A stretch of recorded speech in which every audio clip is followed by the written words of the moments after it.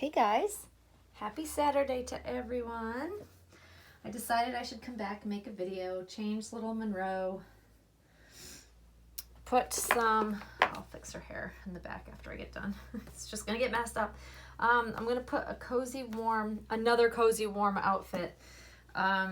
It's really cold here, at least the sun is out, so that's a plus, but it's just so cold and we are due to have some sort of storm like in the next couple days, I believe, from what I've heard, which really is a bummer. So I want to keep her, as much as I want to take her out of her sleeper, I want to put her in something and keep her in something warm. So I'm going to put her in like a knitted two-piece footed outfit, so that way I know she's going to be nice and toasty warm, and still we get an outfit change out of it. So yeah, today it feels like a Sunday to me. I'm all discombobulated because I had yesterday off. Both my daughters are sick, but my youngest is really sick, which is part of her autoimmune system being compromised, which I've shared with you guys like multiple times in the past. So she's really run down, and it's just that time of year where everybody I know is like getting sick, and I'm just trying to fight it off. And I feel all right. I mean, I kind of teeter back and forth because I always have some sort of like allergy, something going on, which really sucks, but whatever. I'm just going to try to go with the flow, which is also why I'm not going out into public a lot. I went and did my normal bar workout this morning, which was really nice, but I'm like paranoid. I don't want to be out in public because everybody is so sniffly and dumping germs all over the place, and that's just, it's such a pet peeve of mine, people that are sick and they know they're sick and they go out into public. It bugs me. It's always bothered me since I was in retail at one point in time, and I would just see sick people and their sick kids, and it would just irritate me so much.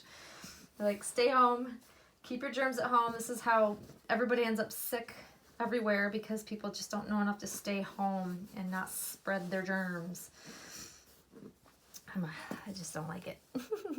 Anyways, I'm gonna do a COPPA update, FTC and COPPA update, because the FTC did release another document clarifying, and I will say that I don't think we have anything to worry about. They have identified the fact that there are a lot of channel creators out there that make content not intended for children, but children may end up watching it.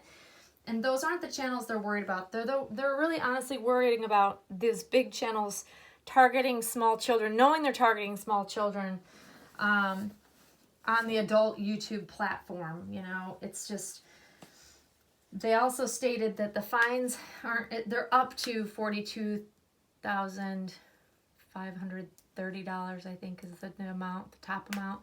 But they also acknowledge that that's not what they would fine a normal human being, small business / small channel creator, if you're in violation. They also said they weren't definitely going to fine on the first offense anyways while they're working through all of this. So I think we would, you know, we would have the opportunity to give good evidence, I would say, showing that our channels aren't meant for children. I mean, some doll collecting channels may be for children, but I can tell you that the content that I put out is definitely not for children. I don't talk about children's topics.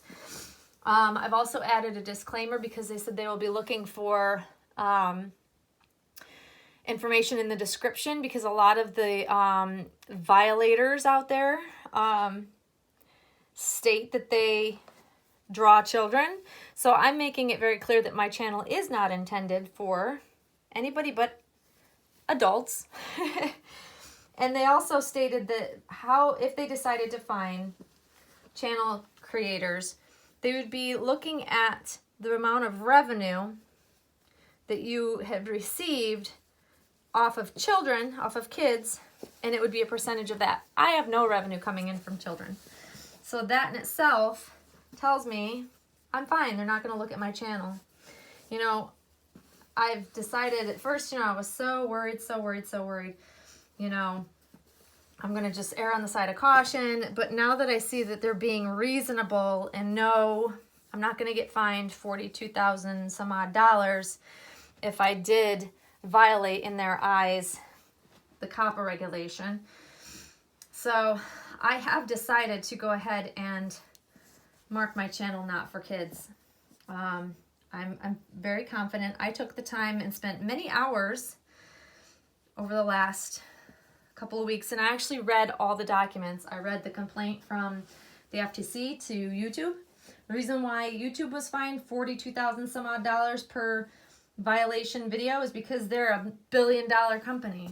That's, you know, it's all relative to what, you know, they're not gonna come after a small YouTuber and fine you $42,000. It's just not gonna happen. I really just think that they're still working things out, but they've made it much more clear in my eyes and made it easier for me to determine that I am not who they're coming after, that I'm not who they're looking at, that is violating the policy or the regulation. So I'm very confident that my channel will be fine. If I'm wrong, I'll figure it out. But knowing that they're not going to just fine me $42,000 and it would be all relative to the money that the money that I earned off of that particular video in violation, and a percentage off of whatever I earned from an under 13-year-old, which my demographics and my analytics tell me that I have nobody even under 18 watching, let alone under 13. So I don't think I'm going to be in trouble there. So you guys can kind of, you know, decide on your own. Everybody has to make that determination and how they're comfortable and they feel okay about it. But I am very confident that I'm fine. I think that most of us doll collectors are absolutely fine. And I'm just going to go with that. That's kind of my final decision, unless something comes out and contradicts their latest. But the FTC has clarified it enough for me, and I understand what they're looking at. I read the examples, and I know it's not fun reading, but if you're really, really super concerned about all of this playing out, I encourage you to read the FTC YouTube original complaint, because the documents are online. They're very easy to see. Make sure you read the updated FTC information as well, because that's where I got my clarification from. And I'm not taking it from other YouTubers. I'm not taking advice from anybody. It's me, myself, and I doing my own research. I look at contracts all the time for my job. I know how to read a lot of contracts, not all stuff that I understand 100%, but I know enough to look at the document and know what they're looking for. And I don't think that our doll channels are what they're talking about. If you look at the examples that they've used in the complaint, you will see that we don't fall into that category whatsoever. So yeah, those are my thoughts on it. I was going to make another video, but hey, why not share it here with you now? I think that, like I said,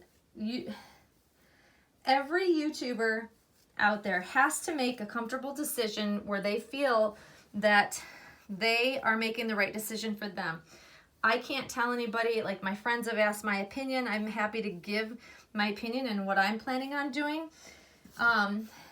We were all very worried that the FTC wouldn't understand and get what our doll collecting is about and that they're not for children. I think they will understand. I think that all they have to do is look at the channel analytics to see a percentage of how many kids are actually watching. And because most of our channels that I follow, they don't have many under 18 watching, and that would fall towards that general audience thought process.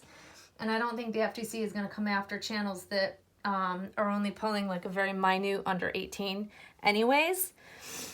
But that's kind of my thought. I think what they're looking for and what they're stressing and why they're kind of using scare tactics has a lot to do with big, huge, I'm talking huge channels that knowingly target kids. They knowingly put in their description that it's a child-friendly channel type of thing. So they have recognized that if you do take all the steps to say, yes, this is an adult channel, these are not videos that are meant for children, I think that that's fine. And then you look at my analytics and they're going to show you if they even pick up on my channel and question it, they're going to see that with my analytics that I don't have any children viewing my videos anyways, so I think it'll be fine. I think that a lot of us are just scared because it was the unknown, but they're getting there. I think they're going to have it all worked out. And I think that, you know, my worst fear actually is if YouTube and their horrible AI system flags my videos. I think they're the biggest fear for me of them misunderstanding. I don't think the FTC will be looking at my videos, but I'm thinking that YouTube, with the way that they use their AI, it's been so off with flagging like my videos for inappropriate content and needing to have every single one of them manually reviewed because they're just not getting, like, whatever they're gauging isn't accurate. But I think that with this all happening, I think that they're probably, hopefully, I don't know, not going to flag any of my videos. But I did find out that YouTube has been making sweeps and automatically changing videos to made for kids and then telling the YouTube channel creator that they have found videos they think are intended for kids. Not one of mine has come up under those sweeps that they've done so far. So that also tells me that I think I'm doing the right thing, because making adult content, just marking it as made for children, doesn't make any sense, because you're still exposing children to adult conversations, adult, like I'm looking at like the toy channels, like there's a lot of adult content because they're adult collectors to a lot of these toys, I quote unquote, because I'm looking at it like a toy. But I don't think it makes no sense to me. And there's no reasoning that would be like, yeah, all of my videos should be on the YouTube Kids platform. And that's something that the FTC is taking into consideration as one of the criteria. Is your video, are the videos you're making, should they be put on the YouTube Kids platform? Are they appropriate for that? Mine are not. There'd be no reason. They'd be bored with my videos anyways. And what kid likes to really just watch us change a baby? Like, the more I read about it, and they understand that graphics, you know, kid-friendly graphics are, you know, appealing to kids, they also know that they're not necessarily for kids. So I think they're working it all out, guys. And I told you I would keep you, you know, abreast of everything that I find out, and that's exactly what I'm doing. So as it stands now, I told you guys, I flip-flop back and forth so many times. And now with the research I did on my own, because I can't get an answer from anybody else, nobody else but myself and what I know my content is, can make the decision whether or not my channel is for kids. And it's not. There's nothing about my channel that's for kids whatsoever. So I think I'm good on that. But I'm, of course, going to continue to do my research as things come out, as they clarify. And I will keep you guys posted on all of that. Here is Monroe in her little knitted outfit. This is my favorite brand of knits for her because they're nice, fine, knitted. They're not bulky. I have some other outfits that are really bulky that I just don't care for on her because they just look bulky. I don't know. These are very, very pretty, nice, fine knits that I've always been a fan of. I have several things from this brand, different knitted things that I can mix and match. But since it's cold today, I just want to keep her a nice little cute little footed outfit, and she looks sweet. She looks cuddly, and I can still pick her up and hold her and cuddle her, and she feels so cuddly in this. It's nice and soft. But anyways, that's the update, guys. Feel free to share your comments below.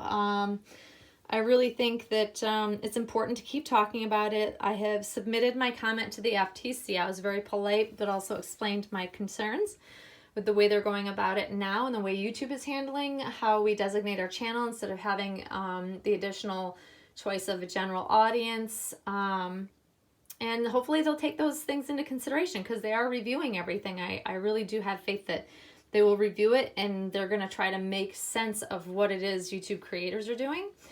But you also need to be polite, and I think that we'll get a lot further with kindness, even though we're all kind of irritated and stressed out and frustrated at times with the changes we've all had to do.